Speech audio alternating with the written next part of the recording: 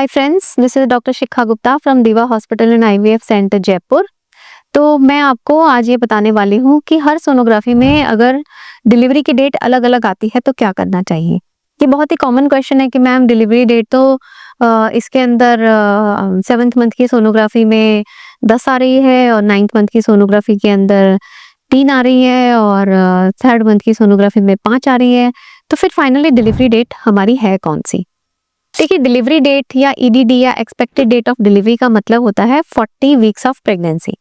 तो जो expected date of delivery होती है उसका क्या इंपॉर्टेंस होता है। एक्सपेक्टेड डेट ऑफ डिलीवरी से हम ये आइडिया लगाते हैं कि बच्चा कब फुल टर्म मतलब 9 मंथ्स का हो गया है, जो कि 37 वीक्स के बाद होता है। जो पेशेंट है, नॉर्मली कोई भी पेशेंट 37 वीक्स के बाद कभी भी डिलीवर हो सकता है। तो ऐसा नहीं होता कि पेशेंट को जो डिलीवरी डेट दी है वो उसी दिन ही डिलीवरी उसकी होगी। अब अगर अलग अलग सोनोग्राफीज में पेशेंट की ड्यू डेट्स अलग अलग आ रही हैं, तो जो स्टैंडर्ड रेफरेंस डेट होती है वो हम एंटी स्कैन या 12 वीक स्कैन की मानते हैं। अगर 12 वीक्स की सोनोग्राफी में पेशेंट की ड्यू डेट 1 जनवरी है तो मतलब उसके 40 वीक्स 1 जनवरी को पूरे हो रहे हैं।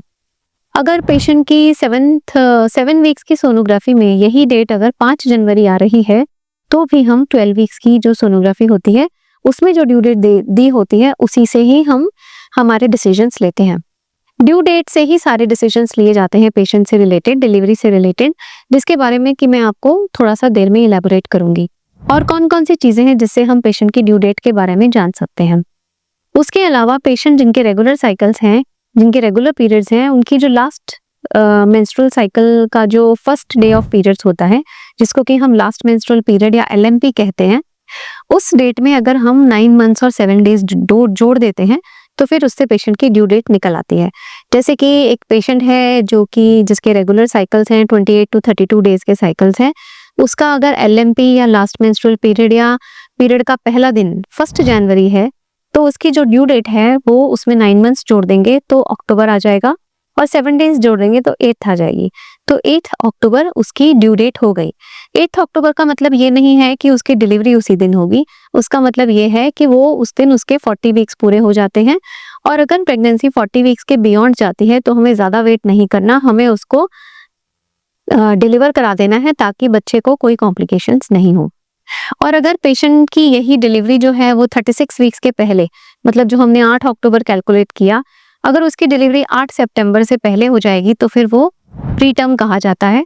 और अगर वो 36-37 वीक्स में डिलीवर हो जाता है तो उसको बॉर्डर टर्म कहा जाता है। मतलब ना तो वो प्री टर्म है ना वो टर्म है, उसके बीच में है, जिनको कि थोड़े मोड़े कॉम्प्लिकेशंस हो सकते हैं। प्री टर्म डिलीवरी का ये इंपॉर्टेंस होता है कि अगर बच्चा टाइम से पहले डिलीवर होता है तो उसको स्पेशल अटेंशन की ज़रूरत होती है। बच्चे के डॉक्टर को उसको अलग से देखना पड़ता है कि उसका रेस्पिरेशन, ब्रीदिंग, उसके बाकी सारी एक्टिविटीज़, फीडिंग, ये सब चीज़ें ठीक चल रही हैं कि नहीं चल रही हैं। तो ये सब चीज़ें जो होती हैं ड्यू डेट से ही कैलकुलेट करी जाती हैं। तो ड्यू डेट हमारे लिए बहुत इंपॉर्टेंट है। कई बार हम जब हमारे पास सोनोग्राफी रिपोर्ट आता है और हम ये देखते हैं कि बच्चे की ग्रोथ ठीक से हो रही है कि नहीं हो रही है, उस टाइम पे भी हमें ड्यू डेट का आइडिया होना बहुत इंपॉर्टेंट है। क्योंकि अगर हमें लग रहा है ड्यू डेट के हिसाब से कि पेशेंट तो 30 वीक्स प्रेग्नेंट है और सोनोग्राफी में उसकी जो साइज है वो 27 वीक्स ही आ रही है, तो फिर हम ये कहते हैं पेशेंट को कि भाई आपके बच्चे की ग्रोथ अच्छी नहीं है, कम है, तो इसलिए आप इस पे ध्यान दीजिए, इससे रिलेटेड कुछ चीज़ें करवाइए और इससे रिलेटेड अपने खाने पीने और दूसरे पैरामीटर्स पर ध्यान दीजिए। तो इसलिए ड्यू डेट का जो इंटरप्रिटेशन है वो आप प्लीज़ कंफ्यूज मत करिए और उसका इंटरप्रिटेशन हमेशा जो है 12 वीक स्कैन से किया जाता है, उसके हिसाब से ही पेशेंट की ड्यू डेट कैलकुलेट की जाती है, जिसका कि मतलब 40 वीक्स होता है, not exactly the date for delivery. Thank you.